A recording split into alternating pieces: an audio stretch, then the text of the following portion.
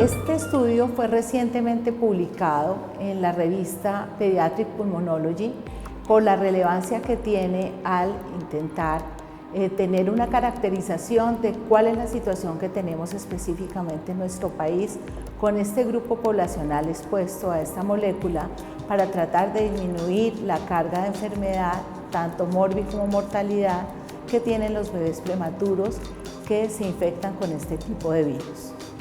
El propósito de este trabajo se centra en lo siguiente. En Colombia, las epidemias por virus sincitial respiratorio parecen endémicas, con unos picos de exacerbación, sobre todo en los periodos de lluvia, y es una infección muy frecuente en la población de lactantes, pero se va a presentar con mayor frecuencia y mayor intensidad precisamente en aquellos más frágiles, como son los recién nacidos prematuros menores de 35 semanas o los recién nacidos en general que tienen cardiopatías con hiperflujo pulmonar o enfermedades pulmonares crónicas. Sabemos que el virus sincitial respiratorio es la causa principal de infección respiratoria aguda baja y es tal vez la causa más importante de morbimortalidad en general en la población menor de 5 años. Aproximadamente hay una mortalidad de 60.000 muertes al año en el mundo asociadas a este tipo de infección por sincitial respiratorio y un 45% de esos fallecimientos se presentan en los primeros 6 meses de vida. La infección respiratoria aguda baja va a causar cerca del 14% de las muertes en general en los niños y por eso pensamos que era muy relevante e importante realizar este trabajo.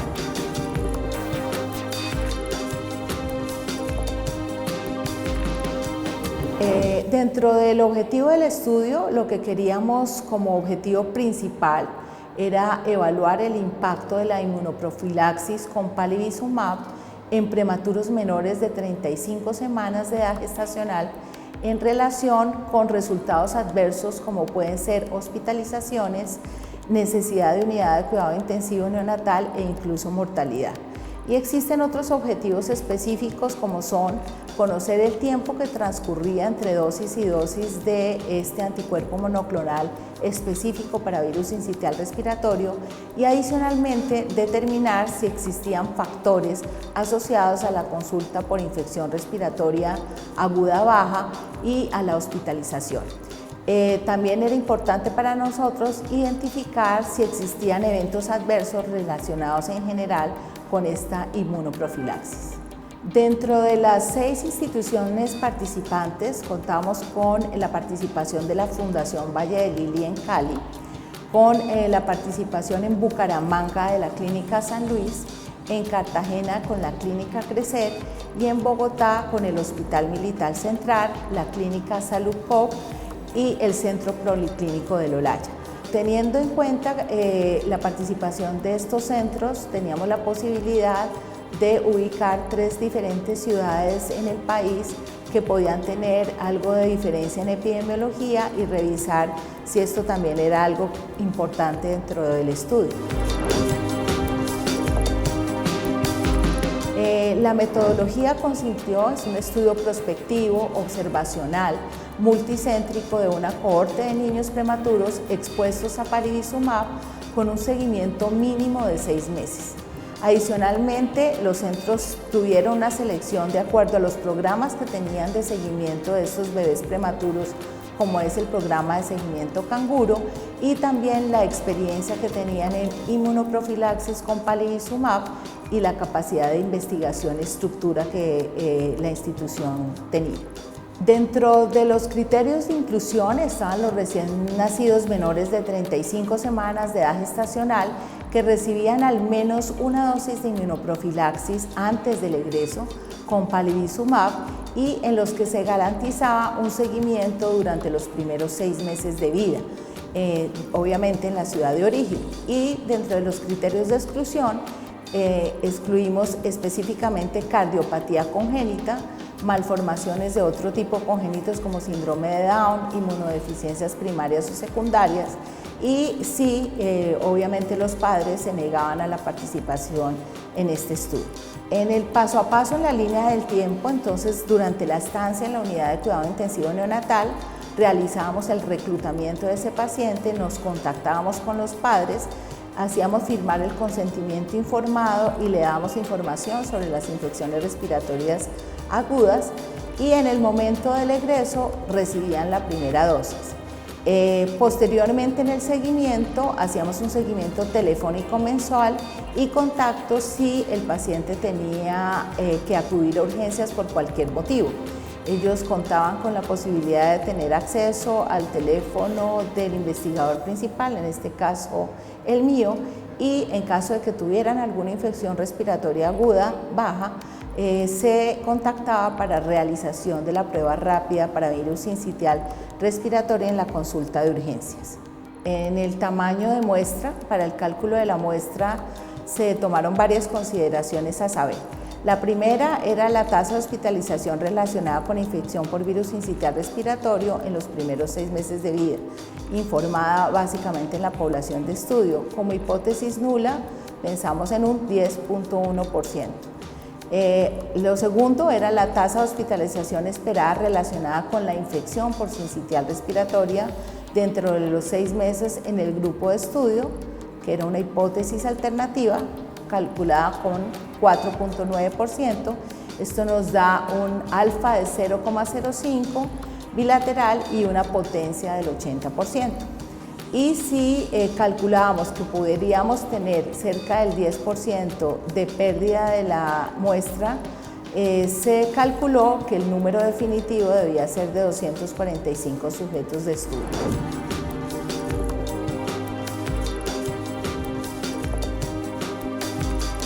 Los resultados, entonces, como ven ustedes en este flujograma, describen la distribución de pacientes de acuerdo al número de dosis recibidas. En la primera dosis, 222, que fueron los sujetos que pudimos reclutar, y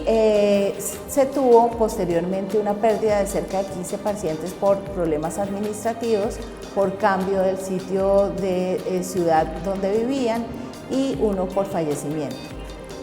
Para la segunda dosis ya tuvimos un N de 197, lo que nos daba un 88.7%, y esto habla de que 10 pacientes de nuestro estudio recibieron solamente una dosis.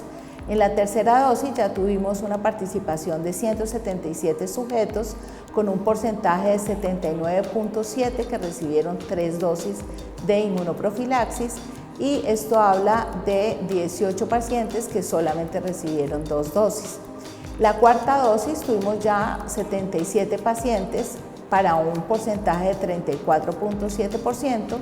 y esto nos habla de que solamente 100 pacientes recibieron 3 dosis, y para la quinta dosis ya se redujo a un N de 56, es decir, 25.2% de los sujetos recibieron 5 dosis. Por lo tanto, apenas 20 sujetos recibieron 4 dosis de palivizumab. El seguimiento afortunadamente se logró en 92% de los pacientes, y esto nos ayudó a tener una confianza bastante importante en los resultados. Entonces, dentro de las características demográficas hay algunas consideraciones importantes. No hubo una variación muy grande entre edad gestacional y género. Tuvimos básicamente sí un porcentaje importante de displasia broncopulmonar, cerca de 40.1%, bebés que tenían oxigenoterapia, cerca de 44.6%, pacientes que tenían más de 4 contactos en casa, 1.9%, y algo que nos pareció bien interesante es la presencia de fumadores en casa de los participantes, cerca del 9%. Y participantes del estudio que estaban en guardería o estaban en algún sitio donde estaban a cargo de otros cuidadores con contacto con otros niños de la misma edad, cerca del 34.2%. Es importante tener en cuenta que dentro de los resultados, una de las cosas que queríamos revisar era más o menos el intervalo que se tenía entre la aplicación de una y otra dosis de anticuerpo monoclonal específico para sincitial respiratorio, y encontramos que en promedio se tiene un tiempo de 35 días con un rango entre 20 y 131, y más o menos un 71% de los sujetos del estudio recibieron un intervalo adecuado. Adicionalmente, sabemos que dentro de los resultados que queríamos mirar,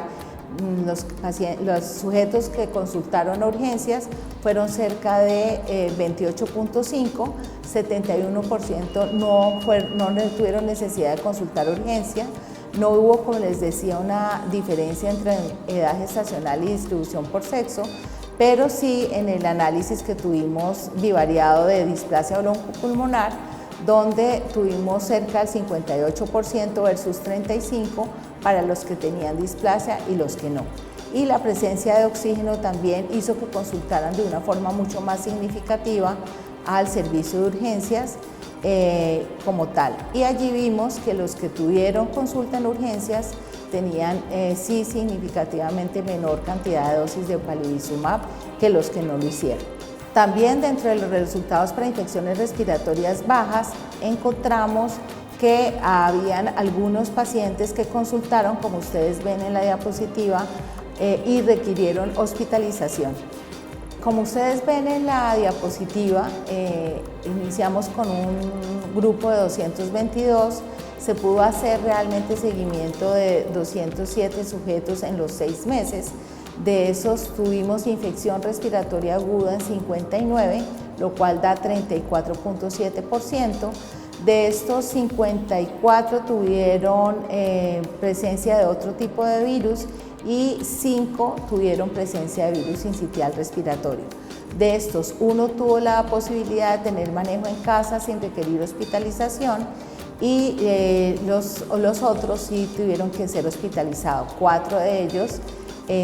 por virus sincitial respiratorio y 20 por otro tipo de virus, lo cual habla de una tasa de hospitalización o un porcentaje más bien de hospitalización por virus sincitial respiratorio de 1.4%.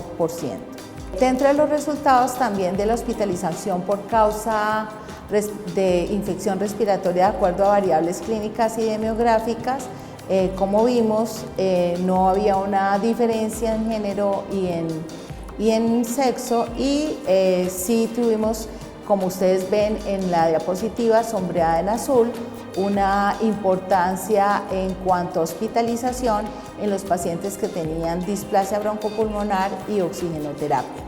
Y adicionalmente sabemos que aquellos pacientes que tuvieron la posibilidad de recibir palivizumab tuvieron menor posibilidad de hospitalización. En cuanto a la discusión dentro del estudio, sabemos que es el primer estudio que muestra un análisis del porcentaje de adherencia que se tiene con este esquema recomendado y de seguimiento en una cohorte inmunizada contra virus sincitial respiratorio para evaluar las posibles consecuencias de la no adherencia a las recomendaciones que se tienen actualmente. Y adicionalmente, dentro de las limitaciones y fortalezas que vimos en el estudio, encontramos que por ser un estudio observacional no hay un grupo control, lo que no permite estimar el verdadero impacto de la profilaxis con palivizumab para reducir la tasa de hospitalización. Los centros que fueron seleccionados, pues sabemos que son centros de alta complejidad y de altos estándares de calidad, lo que podría sobreestimar los resultados, y el estudio prospectivo con seguimiento casi completo de la población, donde se realizó adicionalmente prueba de sincitial respiratorio a todos los sujetos que estuvieron con infección respiratoria, confirma o descarta la infección, lo cual lo hace muy preciso. Dentro de las conclusiones encontramos que la tasa de hospitalización y requerimiento de las unidades de cuidado intensivo neonatal fueron menores que los reportadas en nuestro país y similares a las reportadas en la literatura. Sabemos que el alta al egreso con oxígeno y la presencia de displasia broncopulmonar y el ser menor de 6 meses se asociaron significativamente a síntomas de infección respiratoria aguda